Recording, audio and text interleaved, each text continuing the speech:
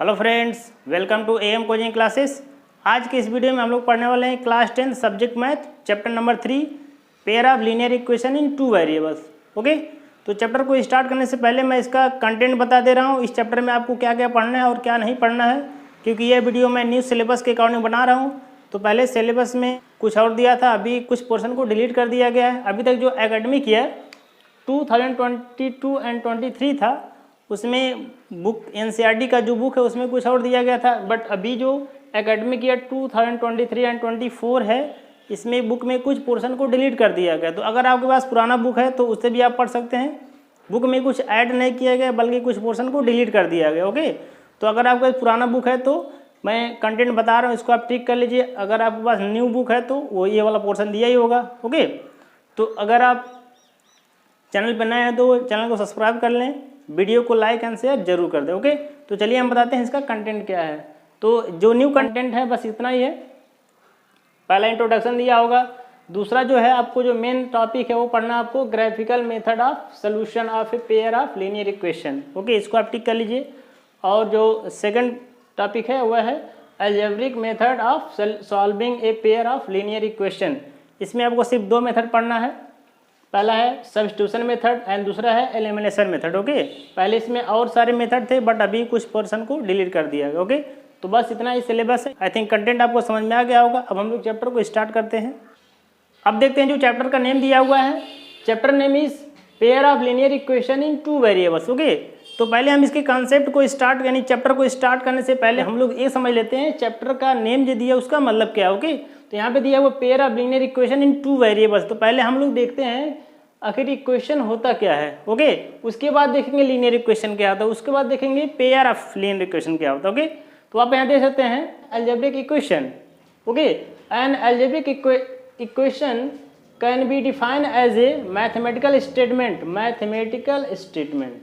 Okay in which 2 expression are set equal to each other, यानी 2 expression को यहाँ पे इक्वल दिखाया जाता है किसी भी इक्वेशन में। ओके, जो मैथमेटिकल स्टेटमेंट होता है उसमें 2 एक्सप्रेशन को इक्वल दिखाया जाता है। Okay, the algebraic equation usually consist of variables, coefficient and constant. यानी जो अलजेब्रिक एक्सप्रेशन होता है, अलजेब्रिक इक्वेशन होता है, यानी जो अलजेब्रिक इक्वेशन होते हैं, यानी मोस्टली आप कह सकते हैं जो इक्वेशन होता है उसमें मोस्टली क्या क्या इंक्लूड होता है, variables, coefficient and constant. Okay, अब देखते हैं वेरिएबल्स का मतलब क्या होता है। वेरिएबल का मतलब ये होता है जिस ऐसा लेटर्स यानी जिसका वैल्यू चेंज हो सके। जैसे आप यहाँ एक्स वाई लिखते हैं, एक्स वाई जेड। ओके, इसको आप देखते हैं सॉल्व करते समय इसका बहुत सारे वैल्यू अलग अलग कंडीशन में अलग अलग वैल्यू आते हैं, तो ये सभी क्या होते हैं, वेरिएबल्स होते हैं। ओके, दूसरा क्या देखा है हमें, कांस्टेंट। कांस्टेंट का मतलब ये होता है कि जिसका वैल्यू कभी चेंज ना हो सके, यानी जो फिक्स्ड वैल्यू हो। जैसे अगर हम लिखें 5 तो 5 इक्वल टू हमेशा 5 ही होगा। 5 कभी 4, 3, 1 ऐसा नहीं हो सकता है, तो 5 इक्वल टू 5 होगा। ओके, अगर लिखें 4 तो 4 का वैल्यू भी हमेशा 4 ही रहेगा। अगर आप लिख दिए 8 तो 8 का वैल्यू भी हमेशा 8 ही रहेगा। ओके, ये सब वैल्यू क्या होते हैं, कांस्टेंट वैल्यू होते हैं, यानी फिक्स्ड वैल्यू होते हैं। इसी को क्या कहते हैं, कांस्टेंट कहते हैं। ओके, अब हम एक इक्वेशन को यहाँ पे लिखते हैं। जैसे यहाँ पे लिख दिए 2x + 7 = 15। ओके, अब यहाँ देख सकते हैं इक्वल, बीच में इक्वल है और इधर एक एक्सप्रेशन है, यानी यह एक मैथमेटिकल एक्सप्रेशन है, दूसरा भी एक मैथमेटिकल एक्सप्रेशन। ओके, दोनों के बीच में क्या है, इक्वल साइन है। ओके, अब यहाँ देख सकते हैं 15 इज ए कॉन्स्टेंट वैल्यू, यहाँ 7 भी कॉन्स्टेंट वैल्यू है।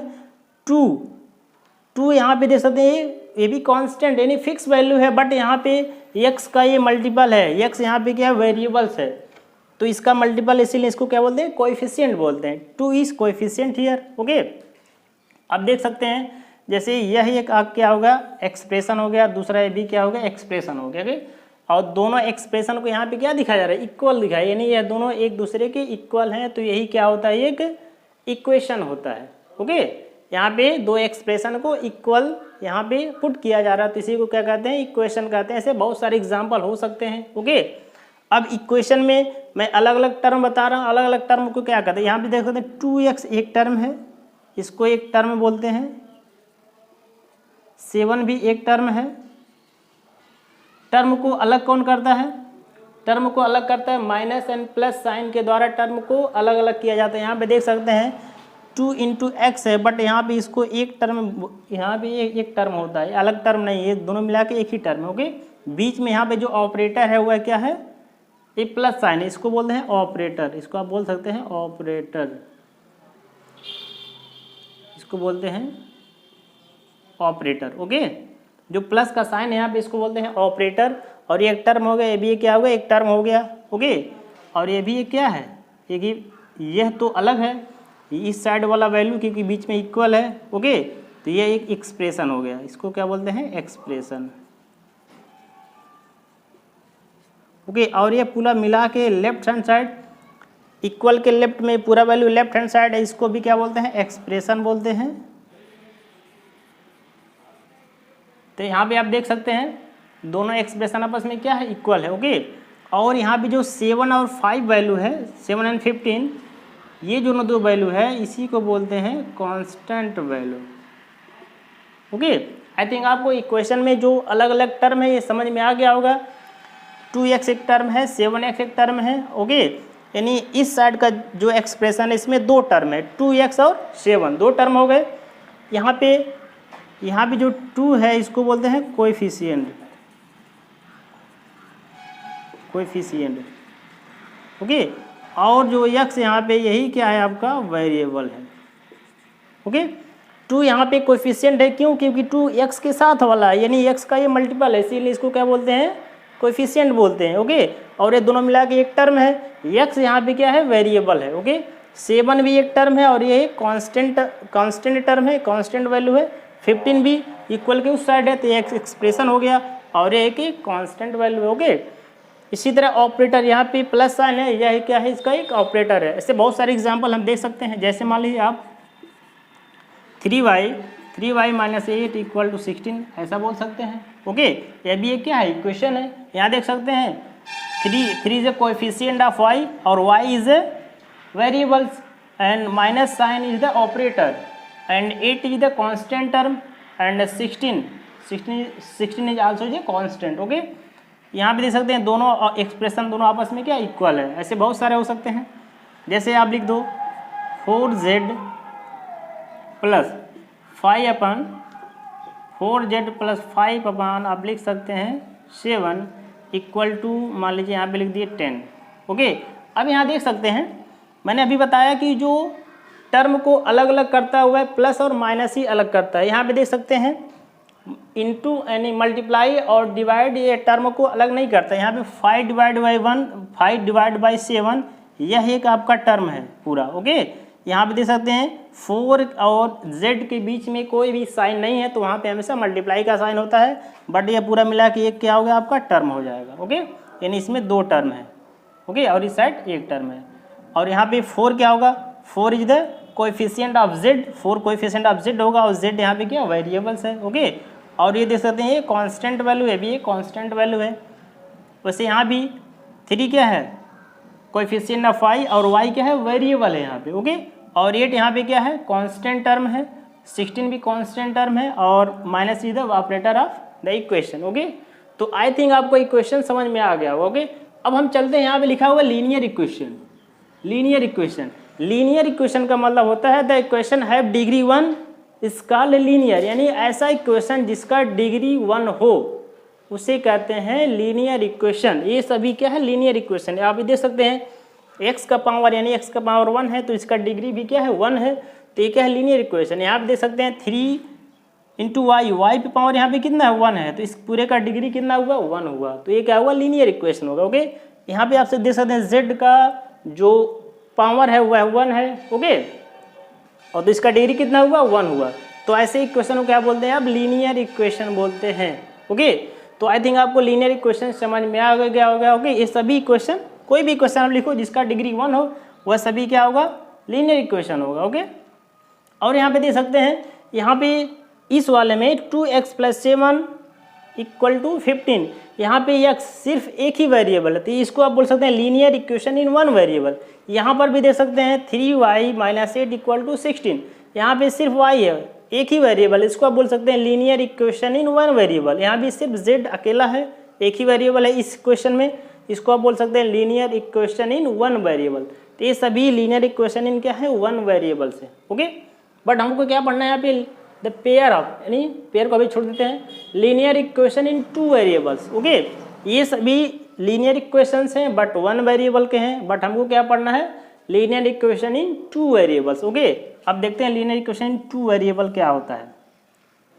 यानी लीनियर इक्वेशन ऐसा इक्वेशन जिसमें टू वेरिएबल्स हो और वह लीनियर इक्वेशन जिसका डिग्री कितना 1 हो, तो वो क्या होता है, linear equation in two variables होता है। जैसे हम यहाँ पे लिख दें 3x + 4y - 7 = 11। अब यहाँ देख सकते हैं इसका भी डिग्री 1 है तो एक लीनियर इक्वेशन हुआ, और इसमें वेरिएबल कितने हैं, यहाँ पे x एक वेरिएबल हो गया और y भी एक वेरिएबल हो गया। कितने वेरिएबल हो गए, 2 वेरिएबल हो गए। ओके, तो इसको आप क्या बोलेंगे, linear equation in two variable.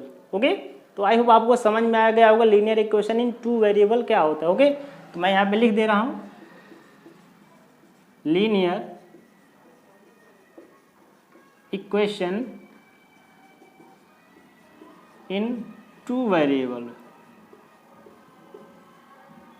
Linear equation in two variable. Okay, इसका जो जनरल फॉर्म होता है linear equation in two variable का, वह होता है ax + by + c = 0 होता है। ओके, इसी को आप बोलते हैं linear equation in two variables. यहाँ पे देख सकते हैं कितने वेरिएबल हैं, x यहाँ पे एक वेरिएबल है, y एक वेरिएबल है। ओके, यहाँ पे 2 वेरिएबल है और इसका डिग्री कितना है, 1 है, तो ये लीनियर इक्वेशन हुआ। और वेरिएबल कितने हुए, 2, तो आप कह सकते हैं linear equation in two variables. Okay, इसका जो जनरल फॉर्म यही होता है। Okay, a, b and c यहाँ पे क्या है, कांस्टेंट है और ये एक रियल नंबर्स होता है। ओके, और a और b का वैल्यू कभी भी यहाँ पे 0 नहीं होना चाहिए लीनियर इक्वेशन टू वेरिएबल्स में। और कोई भी इक्वेशन इस फॉर्म में होगा तो उसको आप linear equation in two variables कहेंगे। जैसे ये देख सकते हैं 3x + 4y - 7 = 11। ऐसे बहुत सारे एग्जाम्पल हो सकते हैं। 5x - 8y + 13 = 0 मान सकते हैं। ओके, कुछ भी ऐसे इक्वेशन जो इस फॉर्म में होंगे वो सभी क्या होगा, linear equation in two variables होगा। ओके, अब यहाँ पे चैप्टर का पूरा नाम क्या है, pair of linear equation. Okay, पहले हमने इक्वेशन समझा क्या होता है, इक्वेशन जो ऐसे दो एक्सप्रेशन जो इक्वल फॉर्म में हो वो क्या होता है, इक्वेशन होते हैं। मैंने ऑलरेडी इसको एक्सप्लेन किया हुआ, उसमें कांस्टेंट टर्म होता है, कोएफिशिएंट वैल्यू होता है। ओके, एंड वेरिएबल्स होते हैं। ओके, इक्वेशन समझा, फिर हमने देखा कि लीनियर इक्वेशन क्या होता है इन टू वेरिएबल्स। ओके, फिर हम देखेंगे pair of linear equation in two variables क्या होता है। ओके, तो ऐसे दो इक्वेशन, ऐसे दो लीनियर इक्वेशन जिसमें सेम वेरिएबल्स हो, ओके, उसे क्या कहते हैं, the pair of linear equation in two variables. जैसे यहाँ आप देख सकते हैं, यहाँ पे linear equation in two variable है, ये इसका स्टैंडर्ड फॉर्म यानी जनरल फॉर्म है। ओके, तो अब यहाँ कह सकते हैं इसी तरह का दो इक्वेशन हो और जिसमें दोनों वेरिएबल क्या हो, सेम हो, उसी को क्या कहते हैं, the pair of linear equation in two variables. तो यहाँ पे हम लिख सकते हैं pair of linear equation in two variables. Okay, जैसे हम देख सकते हैं, अगर हम लिख दें a1x + b1y + c1 = 0 and a2x + b2y + c2 = 0। अब यहाँ देख सकते हैं, यहाँ पे दो इक्वेशन है। पहला इक्वेशन यहाँ पे क्या है, देखिए a1x + b1y + c1 = 0। दूसरा इक्वेशन क्या है आपका, a2x + b2y + c2 = 0। यहाँ पे दो इक्वेशन है और दोनों में सेम वेरिएबल्स है। ओके, तो अब इसी को आप कह सकते हैं द पेयर। पेयर का मतलब जोड़ा, जिसको यानी दो, पेयर का मतलब होता है टू। ओके, पेयर का मतलब क्या होता है, टू, यानी दो इक्वेशन जो एक जैसे हो। समझ गए। अब यहाँ पे देख सकते हैं a1x + b1y + c1 = 0, ये पहला इक्वेशन है। दूसरा a2x + b2y + c2 = 0। यहाँ पे दोनों इक्वेशन क्या है, एक जैसा है। ओके, इसमें सेम वेरिएबल्स हैं दोनों में, तो यही क्या हो गया, the pair of linear equation in two variables. Okay, तो कैसे कर सकते हैं, फर्स्ट थिंग इसमें इसका जो डिग्री है वह 1 है, तो क्या होगा, ये लीनियर इक्वेशन हुआ। ओके, इसमें दो वेरिएबल हैं तो पेयर, तो इसमें दो वेरिएबल हैं तो ये क्या होगा, two linear equation in two variable हो गया। अब दोनों एक जैसा है तो ये क्या होगा, the pair of linear equation in two variables. Okay, तो इस चैप्टर में हमें जितने भी इक्वेशन आएंगे इसी तरह दो इक्वेशन हमेशा साथ में रहेंगे, यानी पेयर हमेशा बनेगा उसके दोनों इक्वेशन। ओके, फॉर एग्जांपल अगर हम देख सकते हैं, बहुत सारे एग्जांपल इसके हो सकते हैं, ये 2x plus 5y plus 8 equal to 0 बना सकते हैं, कुछ भी मान सकते हैं, 8x minus 10y okay plus 11 equal 0, ये दोनों देख सकते हैं यहाँ पे, इसका वेरिएबल x है, इसका वेरिएबल x है, इसका वेरिएबल y, इसका वेरिएबल y है, और यहाँ भी कांस्टेंट टर्म है, तो ये सभी क्या हो गया, the pair of linear equation in two variables. Okay, तो आई थिंक आपको चैप्टर्स का मतलब समझ में आ गया होगा, इक्वेशन क्या होता है, ओके इक्वेशन में कांस्टेंट टर्म क्या होता है, कोएफिशिएंट क्या होता है, एंड वेरिएबल्स क्या होता है। ओके, लीनियर इक्वेशन का मतलब क्या होता है, and linear equation in two variables का मतलब क्या होता है, the pair of linear equation का मतलब क्या होता है। ओके, तो आई थिंक आपको ये सब क्लियर हो गया। ओके, अब चलते हैं इसका जो एक्सरसाइज का जो कॉन्सेप्ट है उसको पढ़ते हैं। आप चाहे तो उसका स्क्रीनशॉट ले सकते हैं। अब हम लोग देखते हैं एक्सरसाइज नंबर 3.1 में क्या कॉन्सेप्ट दिया हुआ है, किस बेस पे क्वेश्चन को सॉल्व करना। ओके, तो यहाँ पे देख सकते हैं जो उसका कॉन्सेप्ट है, जो उसका मेथड हुआ है, पहला मेथड क्या है, graphical method of solution of a pair of linear equation. Okay, यानी एक्सरसाइज नंबर 3.1 में क्वेश्चन को आपको ग्राफ के मेथड से आंसर को फाइंड करना। ओके, तो आप यहाँ पे मैं एक टेबल बनाया, टेबल को पहले आप अच्छी तरह समझिए, उसके बाद इसी बेस पे सारे क्वेश्चन को सॉल्व करना है। जैसे आप देख सकते हैं इस सीरियल नंबर 1 2 3 दिया हुआ है, पहला पेयर ऑफ लाइंस दिया है, compare the ratio, graphical representation and algebraic interpretation दिया हुआ। ओके, तो अब इसको हम लोग समझते हैं, इसका मतलब क्या है। यहाँ पे देख सकते हैं, यहाँ लिखा हुआ पेयर ऑफ लाइंस है, बट यहाँ पे क्या लिखा हुआ, pair of linear equation in two variables है। अभी जो मैंने इसके पहले जो डिस्कस किए थे यही था, आई थिंक आप देखे होंगे वहाँ पे pair of linear equation in two variables ही थे। ओके, मैं आपको बता दूँ, कोई भी जो लीनियर इक्वेशन होता है उसको हम जब ग्राफ प्लॉट करेंगे उसका एक स्ट्रेट लाइन बनता है हमेशा, चाहे वह 1 वेरिएबल हो या 2 वेरिएबल हो, उसका हमेशा एक स्ट्रेट लाइन यहाँ पे प्लॉट होगा ग्राफ में। ओके, इसीलिए यहाँ पे पेयर ऑफ लाइन लिखा है। इक्वेशन को आप लाइंस, पेयर ऑफ लाइंस, यानी दो इक्वेशन है तो उसको आप पेयर ऑफ लाइंस भी बोल सकते हैं। ओके, यानी एक इक्वेशन है उसको आप एक इक्वेशन ऑफ द लाइन बोल सकते हैं, क्योंकि उसका हमेशा एक स्ट्रेट लाइन होता है। ओके, अब यहाँ देख सकते pair of the, compare of the ratio, compare of यहाँ पे रेशियो, यानी अगर मान लीजिए दो इक्वेशन दिया हुआ है, ओके, तो a1 a2 यहाँ से a1 a2 मिल जाएगा, b1 b2 c1 c2, अगर इसके रेशियो को कंपेयर करें तो a1 अपन a2 एंड यहाँ से b1 अपन b2, अगर यह दोनों इक्वल नहीं मिला पहले कंडीशन में, a1 upon a2 not equal to b1 upon b2, इस कंडीशन में जो ग्राफिकल रिप्रेजेंटेशन होगा वह इंटरसेक्टिंग लाइन होगा। ओके, यानी यहाँ पे दो लाइन है तो वह दोनों लाइन क्या करेगा, आपस में इंटरसेक्ट करेगा, यानी एक दूसरे को एक जगह कट करेगा इस तरह। ओके, अब यहाँ देख सकते हैं, यहाँ पे अगर हम इसको ग्राफ जब प्लॉट करेंगे, ये होता है एक्स एक्सिस और ये क्या होता है वाई एक्सिस। ओके, और यहाँ पे एक जगह इंटरसेक्ट कर रहा है। ओके, तो आई थिंक यहाँ से एक्स का कुछ वैल्यू यहाँ पे रहा होगा और वाई का भी कुछ वैल्यू रहा होगा, यानी यहाँ का जो कोऑर्डिनेट आएगा वह है एक्स कामा वाई आएगा। ओके, यानी एक जगह कटता रहा तो यहाँ पे x का एक वैल्यू मिलेगा और y का भी आपको एक वैल्यू मिलेगा। ओके, इस कंडीशन में होता है एग्जैक्टली वन सोल्यूशन, यानी आपको एक सोल्यूशन मिलेगा, यानी x का सिर्फ वन वैल्यू एंड y का भी सिर्फ एक वैल्यू मिलेगा। ओके, तो आप यहाँ देख सकते हैं लिखा हुआ एग्जैक्टली वन सोल्यूशन, यानी यूनिक सोल्यूशन। अगर दो लाइन इंटरसेक्ट करता है ग्राफ में तो उस कंडीशन में उसका केवल एक ही सोल्यूशन मिलता है, उसी को बोलते हैं आप यूनिक सोल्यूशन बोल सकते हैं। ओके, और इंटरसेक्ट कब करेगा, आप इस तरह रेशियो को कंपेयर करके देखेंगे, a1 upon a2 not equal to b1 upon b2, अगर दोनों इक्वल नहीं हुआ तो इस कंडीशन में लाइन क्या करता है, इंटरसेक्ट करता है। ओके, और उस कंडीशन में आपको एक ही सोल्यूशन मिलता है। दूसरा है सेम वही पेयर ऑफ लाइन्स दिया रहेगा, यहाँ पे नंबर कुछ चेंज रहेगा, बट मैं इसको स्टैंडर्ड फॉर्म बता रहा हूँ। ओके, अगर यहाँ पे रेशियो आप देख सकते हैं a1 upon a2 equal to b1 upon b2 equal to c1 upon c2, अगर यहाँ पे दोनों लाइंस के तीनों रेशियो इक्वल आए तो उस कंडीशन में कोइंसिडेंट लाइन होगा और इन्फिनिटली मेनी सोल्यूशन होगा। अब देखिए कोइंसिडेंट लाइंस का मतलब क्या होता है, आप यहाँ देख सकते हैं, जैसे मान लीजिए यह एक्स एक्सिस है और ये क्या है वाई एक्सिस है। ओके, ये एक्स ये वाई है। अगर एक्स वाई प्लेन में अगर हम क्या करें, दो लाइन को ड्रॉ करें। ओके, मान लीजिए एक लाइन इस तरह ड्रॉ जा रहा है, इसका पॉइंट इस तरह है। ओके, तो ये पहला लाइन हो गया ओके। और दूसरा लाइन मान लीजिए कोइंसिडेंट का मतलब ये होता है उसी लाइन के ऊपर ओवरलैप करे, हो सकता है दूसरे लाइन का जो पॉइंट्स है यहाँ पे हो, यहाँ पे हो और यहाँ पे हो, तो वह लाइन भी इसी पे ड्रा होगा, इसी के ऊपर। ओके, वह यानी दोनों लाइन आपस में क्या कर रहा है, ओवरलैप कर रहा है, यानी एक दूसरे के ऊपर ही लाइन दोनों ड्रा हो रहा है। ओके, यानी इसी को बोलते हैं कोइंसिडेंट लाइन। इस कंडीशन में इनफाइनेटली मेनी सोल्यूशन, यहाँ पे इस कंडीशन में इसके बहुत सारे सोल्यूशन होंगे। क्यों?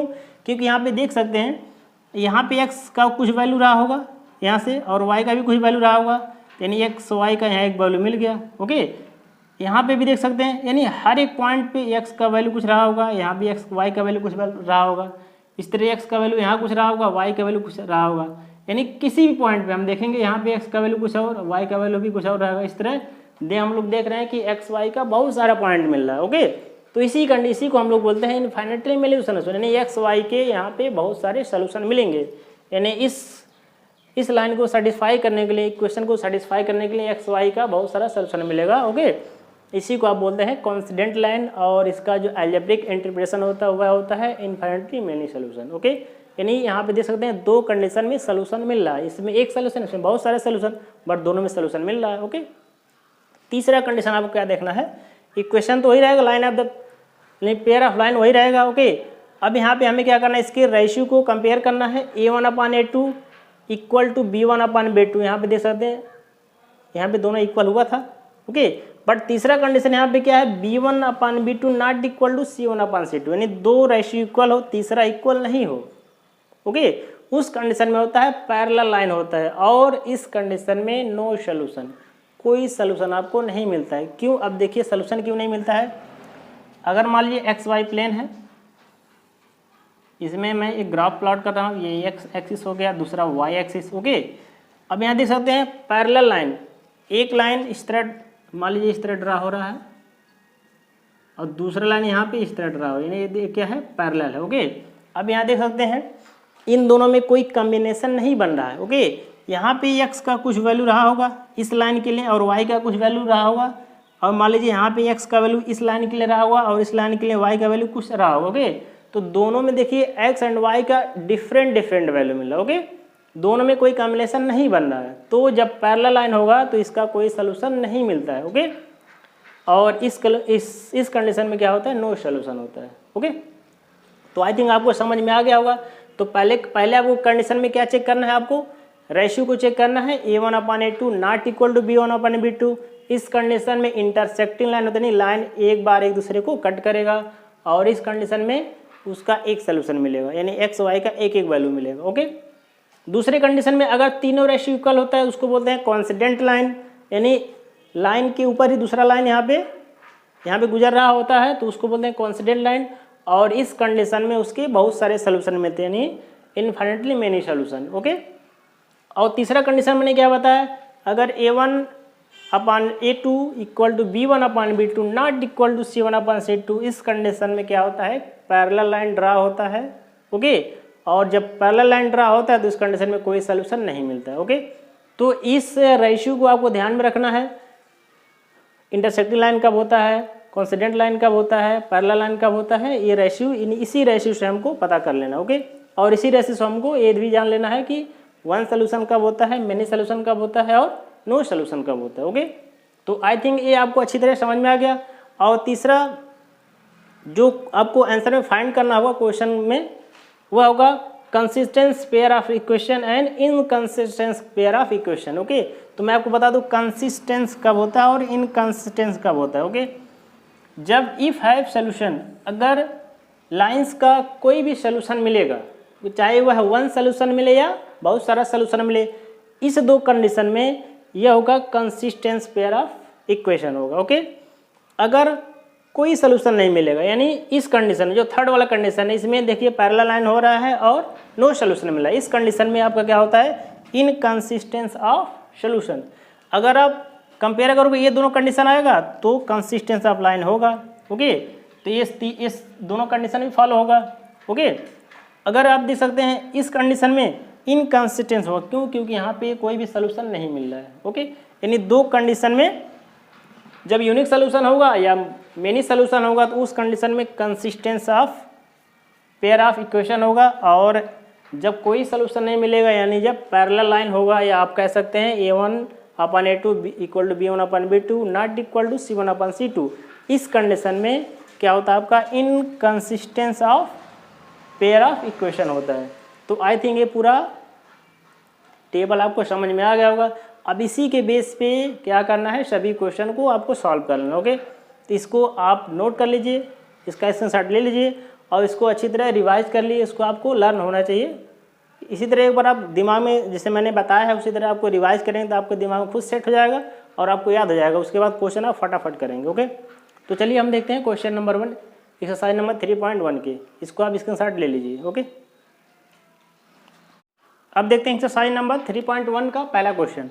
तो फर्स्ट क्वेश्चन में क्या दिया हुआ है, from the pair of linear equation in the following problems and find their solution graphically. यानी क्वेश्चन नंबर 1 में जो क्वेश्चंस दिए हुए हैं उसको आपको ग्राफ के मेथड से आंसर को फाइंड करना। ओके, यानी ग्राफ के मेथड से सॉल्व करना है। तो उसमें पहला क्वेश्चन क्या है, देख सकते हैं 10 students of the class 10 took part of in the mathematics quiz if the number of girls in 4 more than the number of boys, find the number of boys and girl who took part in the quiz। आप यहाँ पे question में देख सकते हैं total 10 student हैं। Okay, यानी class 10th में कोई मैथ्स का क्विज हो रहा है, उसमें 10 स्टूडेंट ने उसमें क्या पार्टिसिपेट किया हुआ है। उसमें से क्वेश्चन में दिया हुआ है the number of girls 4 more than the number of boys, यानी जो नंबर ऑफ गर्ल्स हैं वह बॉयज़ से 4 अधिक हैं। ओके, तो आपको number of boys and number of girls को फाइंड करना है बाय ग्राफ के मेथड से। चलिए इसको सॉल्व करते हैं। तो आप यहाँ मान सकते हैं let the number of girls equal to x मान लिए। Okay, and number of boys numbers of girls and number of boys equal to y मान लिए। ओके, तो हमने क्या यहाँ मान लिया, नंबर ऑफ गर्ल्स कितने हैं x हैं एंड नंबर ऑफ बॉयज कितने हैं y हैं। ओके, अब देखते हैं अकॉर्डिंग टू क्वेश्चन इसमें क्या रिलेशन बन रहा है। अब यहाँ लिखेंगे therefore according two questions.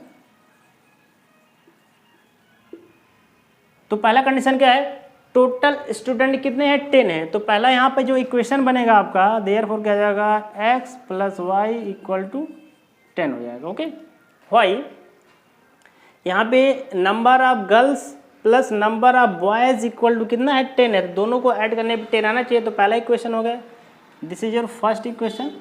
Okay, second equation में आपको क्या दिया हुआ है, सेकंड इक्वेशन ये कह रहा है if the number of girls is 4 more than the number of boys, यानी जो गर्ल्स की संख्या हुआ है बॉयज से 4 अधिक है।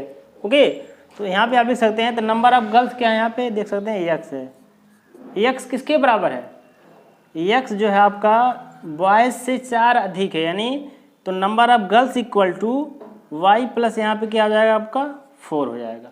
ओके, तो आई थिंक आपको ये समझ में आ गया होगा। यहाँ पे नंबर ऑफ गर्ल्स x है, वह बॉयज़ की संख्या से 4 अधिक, यानी 4 ऐड करें तब इसकी इक्वल होगा। ये दूसरा कंडीशन हो गया। ओके, इसी को आप लिख सकते हैं x, इसको इधर लेके आएंगे तो x minus y equal to क्या मिल जाएगा आपको 4। यह इक्वेशन नंबर आपका 2 हो गया। ओके, अब हम चाहें तो इसको दोनों को ऐड करके तुरंत यहाँ पे x y का वैल्यू फाइंड कर सकते हैं, बट क्वेश्चन में यहाँ पे दिया है सोल्यूशन बाय ग्राफिकली, यानी ग्राफ के माध्यम से इसको आपको क्या करना है, सॉल्व करना है। ओके, तो ग्राफ के लिए हमको हर एक क्वेश्चन का कम से कम आपको 2 या 3 पॉइंट होने चाहिए, तब यहाँ पे ग्राफ प्लॉट होगा। ओके, तो चलिए ग्राफ के लिए हम पहले इसके पॉइंट्स को फाइंड करते हैं। यहाँ पे मैं from equation number 1 from equation number 1 equation number अब 1 आप देख सकते हैं क्या लिखा है, x + y equal to 10, x + y equal to क्या दिया हुआ है 10 दिया हुआ है। इसको आप किसी एक वेरिएबल्स के फॉर्म में कन्वर्ट कर लिए, या तो x को इधर लेके जाइए या तो y को इधर लेके जाइए, किसी भी नंबर को आप ले आ सकते हैं। ओके, तो सपोज हम इसको y के फॉर्म में कन्वर्ट कर रहे हैं, y इक्वल टू 10 - x हो जाएगा। ओके, यहाँ पे बहुत सारे बच्चे कन्फ्यूज होते हैं ग्राफ को प्लॉट करने में, तो आप इसको अच्छी तरह से ध्यान से देखिए। मैंने यहाँ पे इक्वेशन, पहला इक्वेशन क्या है, x + y = 10। हम यहाँ पे किसी भी एक नंबर को उधर ले आ सकते हैं, किसी भी एक वेरिएबल्स को। ओके, आपके ऊपर है, किसी भी वेरिएबल्स को ले जाइए, कोई भी दिक्कत नहीं होगा। तो सपोज हम x को उधर लेके गए तो क्या हो जाएगा, y = 10 - y हो गया। ओके, अब यहाँ देख सकते हैं, मैं इसका टेबल बना रहा हूँ ताकि ग्राफ जो है प्लॉट हो जाए। यहाँ पे x हो गया, वहाँ पे y हो गया। यहाँ पे 2 या 3 वैल्यू फाइंड करेंगे, आपका ग्राफ प्लॉट हो जाएगा। ओके, मैं यहाँ पे एक नंबर आपको फाइंड करके दिखा रहा हूँ, बाकी नंबर्स को हम ऐसे डायरेक्टली पुट करेंगे। सपोज यहाँ पे लेट x = 0, मान लो हमने x को 0 मान लिया। ओके, देयरफॉर यहाँ से y का वैल्यू क्या हो जाएगा, y = हो जाएगा 10 - x का वैल्यू क्या माने हैं 0, तो यहाँ पे क्या हो गया, y का वैल्यू क्या मिल गया आपको 10 मिल गया, यानी y का वैल्यू 10 मिल गया। ओके, यानी पहले कंडीशन में जब हमने x का वैल्यू 0 रखा तो y का वैल्यू क्या मिला, x = 0, तो y का वैल्यू क्या मिल गया 10 मिल गया। ओके, इसी तरह मैं अब डायरेक्ट रख रहा हूँ, आप समझ जाएंगे। अगर मान लो मैं x का वैल्यू यहाँ पे 2 रख रहा हूँ सपोज। ओके, x का वैल्यू क्या रख रहा हूँ, 2 रख रहा हूँ, तो 2 रखे। ओके, तो 2 रखने पे 10 - 2 कितना हो जाएगा, 8 हो जाएगा। तो यहाँ पे y का वैल्यू कितना आपको मिलेगा, 8 मिल जाएगा। ओके, सपोज मैं यहाँ पे x का वैल्यू 3 रख रहा हूँ, 3, तो अगर x का वैल्यू 3 रखे तो 10 - 3 कितना आ जाएगा आपका 7 हो जाएगा। तो y का वैल्यू कितना मिल जाएगा, y का वैल्यू 7, यानी अब अगर हम यहाँ 3 रखे तो y का वैल्यू कितना मिल गया, 7 मिल गया। ओके, आई थिंक ये समझ में आपको आ गया होगा। यहाँ पे देख सकते हैं, पहला मैं x का वैल्यू 0 रखा तो ये पूरा 0 हो जाएगा, तो y का वैल्यू 10 मिल गया। इसी तरह हम x का वैल्यू अगर 2 रखें तो 10, तो y का वैल्यू क्या मिलेगा, 10 - 2 8 मिल जाएगा। अगर मैं यहाँ 3 रखूँ x का वैल्यू तो y का वैल्यू क्या मिलेगा, 10 - 3 7 मिल जाएगा। इस तरह ये पहले इक्वेशन का हमें पॉइंट्स मिल गए। ओके, इसी तरह दूसरे इक्वेशन देखते हैं। From equation number 2, equation number 2 में आपको क्या दिया हुआ है, इक्वेशन नंबर 2 में x - y = 4 दिया हुआ। ओके, अब यहाँ से हमें ग्राफ को प्लॉट करना है, तो किसी भी नंबर को लेके जाएं। यहाँ पे देख सकते हैं y माइनस में, तो y को इधर लेके जाते हैं, किसी भी को ले आ सकते हैं। तो x = क्या मिल जाएगा, x = आपको मिल जाएगा 4 + y मिल जाएगा। ओके, अब इसका हमें पॉइंट्स पता करना है।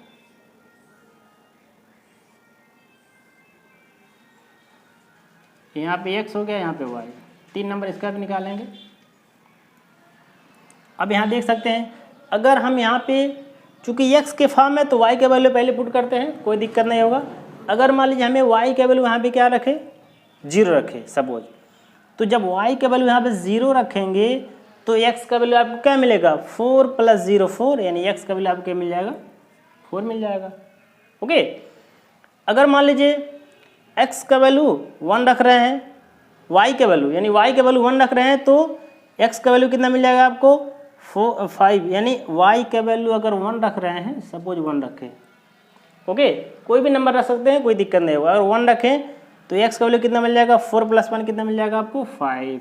ओके, अगर इसी तरह y का वैल्यू 2 रख रहे हैं तो आपको x का वैल्यू कितना मिल जाएगा, अगर y का वैल्यू 2 रख रहे हैं यहाँ पे, तो यानी y यहाँ 2 पुट करेंगे, 2 पुट करेंगे तो 4 + 2 6 हो जाएगा, यानी x का वैल्यू कितना मिल जाएगा, 6 मिल जाएगा। ओके, अब यहाँ देख सकते हैं दोनों इक्वेशन था उससे हमें 2 पॉइंट्स यानी 3 पॉइंट्स मिल गए हैं।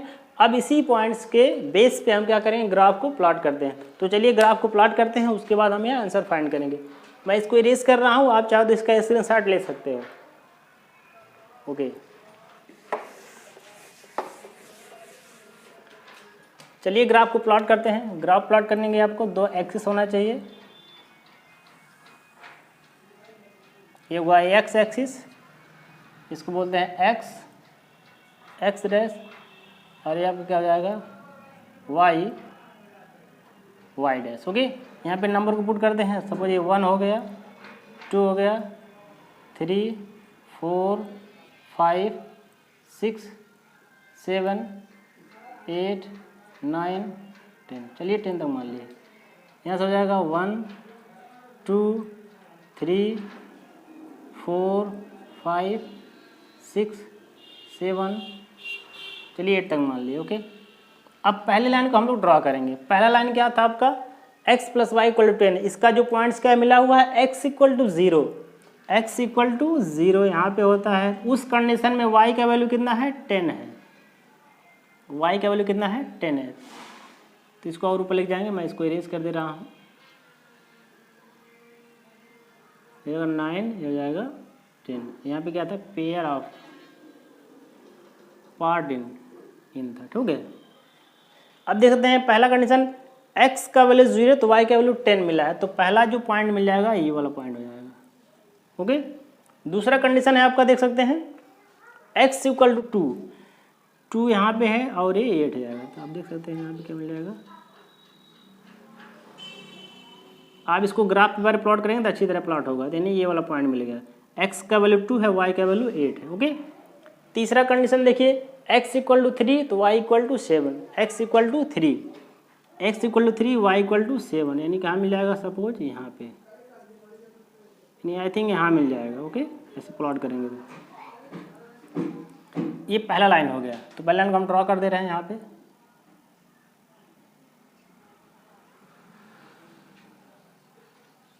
इस तरह पहले को हम ड्रॉ कर दिए।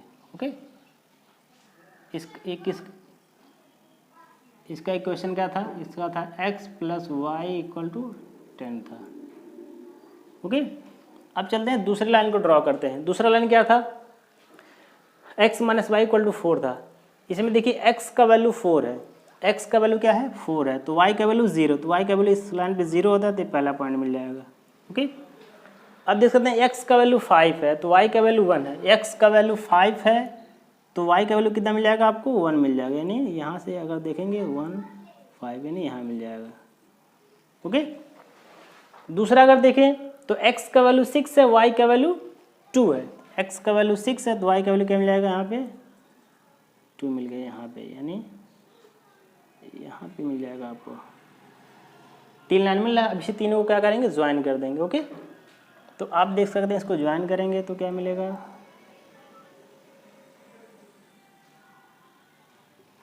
इस तरह की लाइन ज्वाइन हो रहा है। आप इसको ग्राफ पेपर बनाएंगे तो बहुत अच्छी तरह बनेगा। ये इस लाइन का इक्वेशन क्या था आपका, x - y = 4।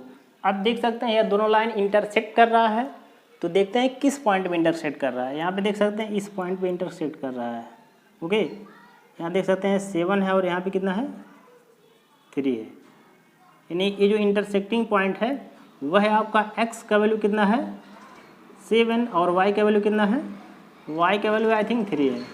ओके, आप इसको ग्राफ पेपर पे बनाएंगे तो बहुत अच्छी तरह प्लॉट होगा। ओके, यहाँ देख सकते हैं दोनों लाइन कहाँ पे इंटरसेक्ट हो रहा है, इस पॉइंट पे, और इस पॉइंट का जो वैल्यू है x का वैल्यू 7 और y का वैल्यू कितना मिला आपको, 3 मिल गया। ओके, आप यहाँ कह सकते हैं बाय द ग्राफ x = 7 और y = कितना मिल गया आपको, 3 मिल गया। ओके, तो x का वैल्यू आप किसको माने थे, नंबर ऑफ गर्ल्स = x माने थे, तो x का वैल्यू 7 मिल गया, और नंबर ऑफ बॉयज़ क्या माने थे, y।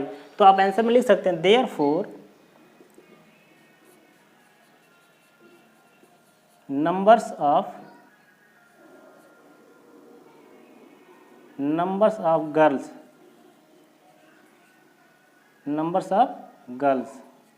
equal to 7. Okay, and numbers of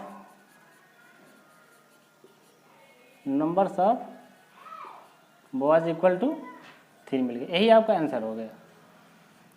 तो इस तरह आपको क्या करना है, पहले आपको इक्वेशन को बनाना है, फिर दोनों इक्वेशन से आपको पॉइंट्स निकालना है, उसके बाद ग्राफ प्लॉट करना है। अब ग्राफ जहाँ पे कट करेगा वही आपका जो इंटरसेक्टिंग पॉइंट होगा वही आपका आंसर होगा। ओके, आप चाहें तो इसका स्क्रीनशॉट ले सकते हैं। अब चलिए देखते हैं इसका सेकंड ऑप्शन। अब देखते हैं क्वेश्चन नंबर फर्स्ट का जो सेकंड क्वेश्चन है वह है 5 pencil and 7 pens together cost 50 rupees, where as 7 pencil and 5 pens together cost 46 rupees. Find the cost of 1 pencil and that of 1 pen. Okay, इसको भी आपको ग्राफ के माध्यम से ही सॉल्व करना है। तो पहले हम इसको क्या करते हैं, इसका इक्वेशन बनाते हैं। ओके, इसको सॉल्व करते हैं। यहाँ पे देख सकते हैं 5 पेंसिल एंड 7 पेन दिया हो, तो पहले हम एक एक को मान लेंगे, x y मान लेते हैं किसी एक को। यहाँ पे मान सकते हैं let the cost of one pencil equal to, आप कितना मान लीजिए, एक्स रुपये मान लीजिए, okay, and the cost of one pen equal to y रुपये मान लीजिए, वाई रुपये। अब यहाँ देख सकते हैं, अगर मान लीजिए cost of one pencil equal to x है, अगर मैं कह दूँ एक पेंसिल का 2 रुपये है तो 5 पेंसिल कितना आ जाएगा, 5 इंटू 2 करते हैं ना आप, 5 × 10 होता है ना। इसी तरह अगर एक पेंसिल का आपका x रुपये है तो 5 पेंसिल का 5x होगा, ओके, एंड एक पेन का y रुपीज़ है तो 7 पेन का 7y हो जाएगा, होगा। अब यहाँ देखते हैं अकॉर्डिंग टू क्वेश्चन, डायरेक्ट लिखते हैं अकॉर्डिंग टू क्वेश्चन, आप यहाँ लिख सकते हैं। तो जो पहला कंडीशन है कास्ट ऑफ 7 पेंसिल, अगर आपका एक पेंसिल का कास्ट x रुपीज़ है तो 5 का 5x हो जाएगा, यह हो जाएगा 5x प्लस, अगर आपका एक पेन का कॉस्ट y रुपीज़ है तो 7 पेन का आपका 7 हो जाएगा plus 7y equal to 50 rupees. ये कितना दिया हुआ 50। ऐसा आप क्यों कर रहे हैं, क्योंकि यहाँ पे लिखा है 5 पेन और 5 पेंसिल और 7 पेन दोनों मिला के 50 रुपीज़ का, इसलिए क्या करते हैं, ये 5 पेंसिल का कॉस्ट होगा, ये 7 पेन का, दोनों को ऐड की कितना होना चाहिए, 50 होना चाहिए। एक इस क्वेश्चन नंबर फर्स्ट हो गया आपका, इसको आप क्वेश्चन नंबर फर्स्ट मान लीजिए, ओके। इसी तरह जो दूसरा कंडीशन है वह क्या कह रहा है आपका, वेयर एज 7 पेंसिल, अगर एक पेंसिल का कास्ट x रुपीज़ है तो 7 पेंसिल का 7x हो जाएगा, ये हो जाएगा आपका 7x प्लस 5 पेन दिया हुआ है 5 पेन, ओके। तो अगर एक पेन का आपका y रुपये है तो 5 पेन का 5 हो जाएगा, यहाँ लिखेंगे 5y इक्वल टू कितना है 46 रुपया। ये आपका दूसरा इक्वेशन हो गया। अब यहाँ पे इक्वेशन बन गया। अब इसी के माध्यम से हम क्या करेंगे, पहले पॉइंट्स को फाइंड करेंगे फिर ग्राफ को प्लॉट करेंगे, ओके। अब यहाँ पे हम क्या करते हैं, पॉइंट्स को फाइंड करते हैं from equation number 1। From equation number 1, equation number 1 कितना दिया हुआ देख सकते हैं आप, यहाँ दिया हुआ 5x plus 7y equal to 50। अब यहाँ से हम क्या करेंगे, किसी एक का वैल्यू निकालेंगे, यहाँ से y का वैल्यू निकालते हैं तो 5x को उधर लेके जाते हैं, यहाँ हो जाएगा आपका 7y equal to 50 minus 5x। तो यहाँ से y का वैल्यू क्या मिल जाएगा आपको, y इक्वल टू मिल जाएगा 50 माइनस 5x डिवाइड बाई 7 हो जाएगा, क्योंकि यहाँ पे मल्टीप्लाई में है, ओके। अब यहाँ से हम क्या करेंगे, पॉइंट को फाइंड करेंगे, पॉइंट को निकालते हैं, 2 या 3 पॉइंट में आपको आ जाएगा, इसको x मान लिए, इसको y मान लिए, ठीक है। अगर देख सकते हैं, अगर हम x का वैल्यू यहाँ पे क्या पुट करें, देखिए ऐसा वैल्यू पुट करेंगे ताकि ये 7 से डिवाइड हो जाए, ओके। अगर मान लीजिए 15 से माइनस करेंगे तो 35 आएगा, 35 7 से कट जाएगा। यहाँ से मान लीजिए हम x का वैल्यू क्या 3 मान लिए, x का वैल्यू सपोज हम 3 पुट किए, ओके। तो 3 5 3 जा क्या आ जाएगा 15, यहाँ पे कितना आ जाएगा 15, माइनस करेंगे कितना 35 आ जाएगा, 7 5 जा 35, तो y का वैल्यू कितना आ जाएगा 7 5 जा 5 आ जाएगा। इसी तरह एक वैल्यू आउटपुट करते हैं, कोई वैल्यू, अगर यहाँ पे मान लीजिए -4 रखते हैं, सपोज x का वैल्यू -4 रखते हैं, तो यहाँ पे क्या आ जाएगा, यहाँ पे आ जाएगा आपको 50 माइनस 5 माइनस 4 आ जाएगा, ओके। यहाँ डिवाइड बाई 7 है तो यहाँ आ जाएगा 50 और 5 हो जाएगा 20, ये प्लस 20 हो जाएगा और डिवाइड बाई 7, तो यहाँ पे आ जाएगा 70/7, काटेंगे तो 10 आ जाएगा, ओके। यानी x का वैल्यू जब -4 रखे तो y का वैल्यू कितना आ गया 10 आ गया, इस तरह, ओके। दो पॉइंट मिल गया, इससे हो जाएगा। चलिए 2 पॉइंट रहने देते हैं। अब देखते हैं क्वेश्चन नंबर 2। इक्वेशन नंबर 2 में क्या दिया हुआ, फ्रॉम इक्वेशन नंबर सेकंड में क्या आप देख सकते हैं 7x plus 5y equal to 46 दिया हुआ, ओके। यहाँ पर वही करते हैं, x वाले को उधर लेके जाते हैं तो क्या मिल जाएगा आपको 5y equal to 46 minus 7x, और y का वैल्यू क्या मिल जाएगा आपको 46 माइनस 7x डिवाइड बाई 5 मिल जाएगा। ओके, अब यहाँ पे ऐसा वैल्यू पुट करना है ताकि 5 से डिवाइड हो, ताकि आपको पॉइंट रखने में आसानी हो।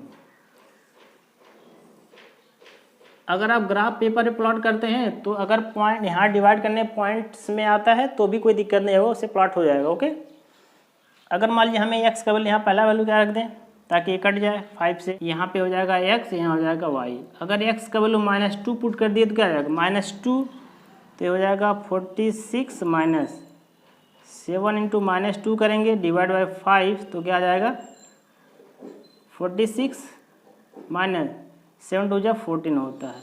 ओके, प्लस हो जाएगा और डिवाइड बाई 5 तो क्या मिल गया आपको, इसको ऐड करेंगे 0 आ जाएगा और यहाँ पे 6 आ जाएगा। ओके, यहाँ पे 10 हो गया दोनों मिलके, अब 4 + 1 5 + 6 यानी 5। इसको काटते हैं तो कितनी बार में कटेगा 5 × 5 5 × 5 और 5 2 10 यानी 12 आ गया। तो यानी आप देख सकते हैं अगर x का वैल्यू -2 रखते हैं तो y का वैल्यू कितना आ रहा है 12 आ रहा है, y का वैल्यू 12 आ गया। ओके, इसी तरह कोई एक पॉइंट और रखते हैं, कोई भी पॉइंट रख सकते हैं अपने हिसाब से, आप कुछ भी रख सकते हैं। अब यहाँ पे x का कोई दूसरा वैल्यू रखते हैं। सपोज हम x का वैल्यू यहाँ पे लिख दिए 8 रख दिए, सपोज यहाँ पे 8 रख दिए x का वैल्यू, तो क्या मिलेगा आपको 6 - 7 + 8 डिवाइड बाई 5, यहाँ हो जाएगा 46 और 7 × 56 होता है। ओके, और डिवाइड बाई यहाँ देंगे 5 मिलेगा, इसको डिवाइड करेंगे कितना मिल जाएगा -10 मिलेगा। ओके, डिवाइड बाई 5 5 × 5 5 × 10 -2 आ जाएगा। ओके, अगर हम जब x का वैल्यू क्या रखे 8 रखे तो y का वैल्यू कितना मिला आपको -2 मिल गया। ओके, अब यहाँ देख सकते हैं इससे भी आपको 2 पॉइंट मिल गया। अब इससे हमको ग्राफ को ड्रॉ करते हैं। ओके, अब चलिए यहाँ पे ग्राफ को ड्रॉ करते हैं। इसको मैं इरेज कर दे रहा हूँ, आप चाहे तो इसका स्क्रीनशॉट ले सकते हैं।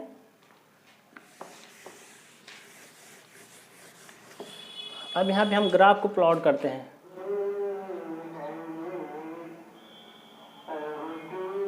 यहाँ पे एक्स वाई प्लेन को ड्रॉ करते हैं।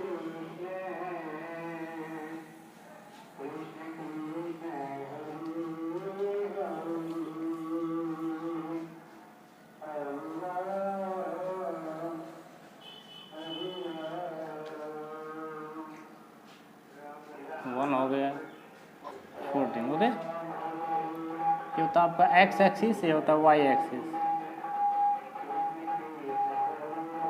इसको बोलते हैं वाई डैश, और ये क्या होता है एक्स डैश होता है। ओके, 1 हो गया 2 12 13। नेगेटिव नंबर ले लेते हैं। यहाँ पे नीचे वाला नेगेटिव होता है और लेफ्ट साइड वाला भी नेगेटिव होता है। -1 -5 -6। अब यहाँ देख सकते हैं जो पहला इक्वेशन है वो है x = 3 y = 5। x = 3 and y = क्या मिला आपको 5 मिला हुआ, तो ये वाला पॉइंट मिला है आपको। ओके, एंड दूसरा पॉइंट है x = -4 x = -4 and y = 10। x = -4, x का -4 वाली ये होता है और y = 10 ऊपर मिल जाएगा आपको, यानी y = 10 यहाँ है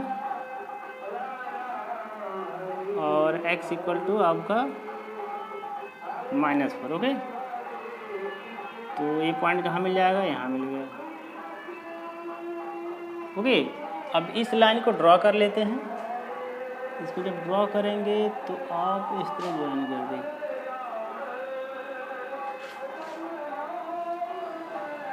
इसको इस तरह ज्वाइन कर दिया। ओके, ये हो गया पहला इक्वेशन। ये इक्वेशन क्या था 5x + 7y + = 15। ओके, दूसरा इक्वेशन क्या है आपका x = -2 x = -2 x = -2 यहाँ पे आएगा और y = 12 है। x = -2 and 12 यानी -2 and 12 -2, तो आप देख सकते हैं x = -2 और 12 यहाँ मिल गया। ओके, दूसरा पॉइंट क्या है आपका x = 8 और y = -2। x = 8 यहाँ मिलेगा और y = -2 यहाँ मिलेगा, यानी ये वाला पॉइंट मिलेगा। अब इसी को क्या करते हैं ज्वाइन कर देते हैं, पॉइंट यहाँ मिलेगा। इसको जब ज्वाइन करेंगे तो क्या मिल जाएगा, आप देख सकते हैं।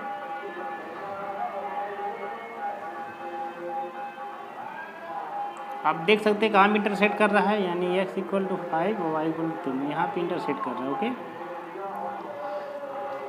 ये वाला इक्वेशन क्या था आपका, 7x + 5y इक्वल टू 6। यहाँ पे देख सकते हैं यहाँ भी कट कर रहा है, इस वाले पॉइंट पे कट कर रहे हैं, मानी यहाँ पे x का वैल्यू क्या है, x का वैल्यू 3 है एंड y का वैल्यू कितना है, 5 है। ओके, इस तरह आप देख सकते हैं जो x का वैल्यू आपको मिला यहाँ पे x equal to 3 and y equal to क्या मिल रहा है, 5 मिल रहा है। तो ये आपका इंटरसेक्शन पॉइंट है, तो ये क्या होगा, आंसर मिल गया। ओके, यानी y इक्वल टू यहाँ पे क्या मिला आपको, 5। तो देयरफॉर आंसर में आप देख सकते हैं, therefore the cost of 1 pencil equal to कितना मिल जाएगा आपको, x इक्वल टू 3 मिला है, 3 rupees. Okay, and cost of 1 pen equal to कितना मिल गया आपको, 5 मिल गया। Okay, this is your answer. तो इस तरह आंसर आपको मिल गया। ओके, x का वैल्यू 3 मिल गया और y का वैल्यू क्या मिल गया, 5 मिल गया। ओके, ये आप चाहें तो इसका स्क्रीनशॉट ले सकते हैं। ओके, इस वीडियो में बस इतना ही। अब हम नेक्स्ट वीडियो में बाकी जो क्वेश्चन बचे हैं उसको सॉल्व करेंगे, यानी एक्सरसाइज नंबर 3.1 के जो भी क्वेश्चन बचे हैं उसको अगले वीडियो में कवर करें। ओके, चलिए मिलते हैं नेक्स्ट वीडियो में। Thank you.